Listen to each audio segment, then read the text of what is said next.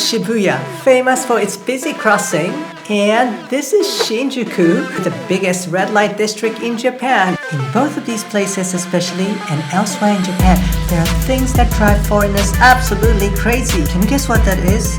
Let's find out. When the weather is good, I like to get an onigiri rice ball and a bottle of green tea, sit outside to enjoy the morning. Perfect start to the day, isn't it? Hell no! In Japan, rubbish bins are nowhere to be found. On the street, in the park, and there isn't even one in most train stations. So I end up carrying this trash for hours throughout the day. Many foreigners second this frustration.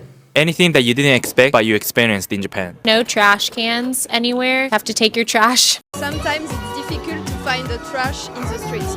So we have to keep our dust during 20 or 30 minutes.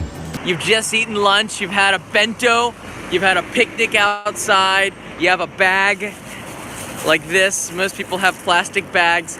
How do you dispose of it? If you look around, and we're gonna cross the street in a second, you'll see that there's a total lack of public trash bins. Sometimes there's a little trash can next to the vending machine with a round opening like this, but don't get too excited because it is only for plastic bottles. Nowadays, I've learned to bring a trash bag with me everywhere I go. Nevertheless, I can see how it is super frustrating for some foreigners traveling to Japan. No one wants to be carrying that empty plastic bento box all day. Shinjuku Station is the biggest train station in the world, but did you know it is an absolute nightmare for foreigners? Total of 12 train lines converge here, and this gigantic station is spread over 5 levels. No wonder it is impossible to find the right exit here, and almost without exception, foreigners who unfortunately end up here get lost and sometimes getting trapped inside for hours. Shinjuku Station has 3.2 million passengers per day. Space is double the size of Tokyo Stadium, 10 kilometers of underpass. It is indeed a dungeon. Imagine a train station with not 10, not 20, but a whopping 64 exits. With a confusing name like South Exit, New South Exit, Southern Terrace Exit. Who can remember all that? Besides, new ones are popping up every few years. One time, I totally got lost trying to find Oedo subway line because I had to go down from the train platform to the ground level, walk across the station, get out, walk through the department store, and then go down 2 levels. Well, I advise you to avoid this station if it's at all possible. Japanese people are quiet and polite. So the country Japan is quiet everywhere, right? Hell no! It's actually quite the opposite. If you walk down the streets of Tokyo, you will notice that it's crazy noisy with shops competing for attention, with tacky music blasting from speakers, maids soliciting business, and advertisement after advertisement.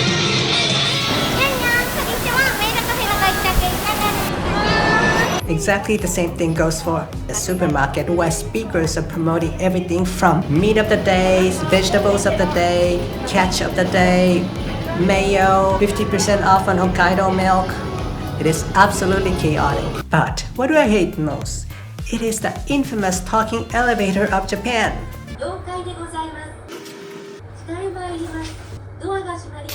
Oh come on, why do we need the elevator to explain to us what's going on? It is super annoying. Imagine if your room is next to this elevator. It happened to me once and I couldn't sleep, so I have to take NyQuil and put earplugs on all night. Many foreigners that travel to Japan are impressed by its beautiful and meticulous Japanese packaging. There are only good things about this lovely packaging? Hell no! Many foreigners get surprised and frustrated at unnecessary and endless layers of packaging. Look at this! Each of these carrots is individually wrapped in plastics. So are the bell peppers and lemons. This is actually pretty common in Japan. Over-packaging is everywhere, and it's even worse for high-end gifts. This huge gift box of cookies is from a well-known patisserie in Tokyo. There are something like 50 cookies, all individually wrapped, so that makes it 50 plastic bags and a box. Definitely not eco-friendly. Over-packaging is not just for food though. The other day, I got a pair of earrings, not something pricey. They first put that earring into a mini plastic bag with a paper base. Then they put it into a drawstring bag, which was quite cute with a business card in it. That drawstring bag was wrapped with a beautiful ribbon, a nice touch. And lastly, they put that in a medium-sized paper bag. Over packaging. Japan is very crazy about this, like over packaging. Like if you thought that Amazon was crazy, like overdoing it here with over packaging, you ain't seen nothing yet. Here's my question to you. Are you for or against layers of packaging like it's done in Japan? People generally agree that too little choice is bad. But in Japan, you'll be overwhelmed with too many choices, and that's equally frustrating. Here's a good example. A shop that specializes in miso soup. This shop has on its menu miso soup from each of 47 prefectures in Japan, made with a regionally unique way of crafting that delicious miso. It sounds so wonderful, right? I'm not sure. As much as I love miso soup, how the hell am I supposed to choose from 47 types of miso with description like Hiroshima, medium miso with standard taste; Nara, dark aged red miso with deep and complicated taste; Osaka, specially crafted red miso with grains.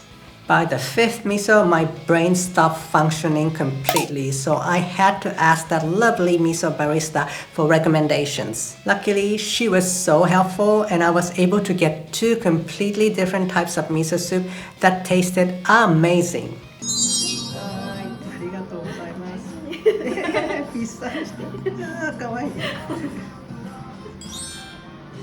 If you go to a department store in Japan, it's exactly the same thing.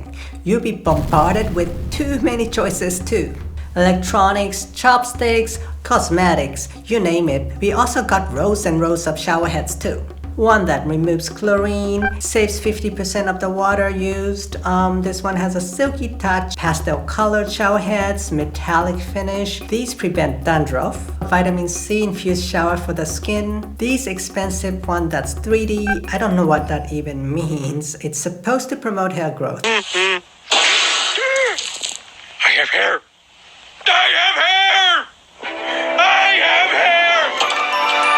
Of course, there are many more great things in Japan than annoying things, but I just wanted to bring to your attention. I have fun videos for you here and here, so I'll see you in the next video. And if you could please like and subscribe my channel, I thank you from the bottom of my heart. It means a lot to me. I am also developing a low-calorie, low-carb miso soup meal based on Zen monks recipes, so I'll put that in the description box below too. Bye bye. Sayonara.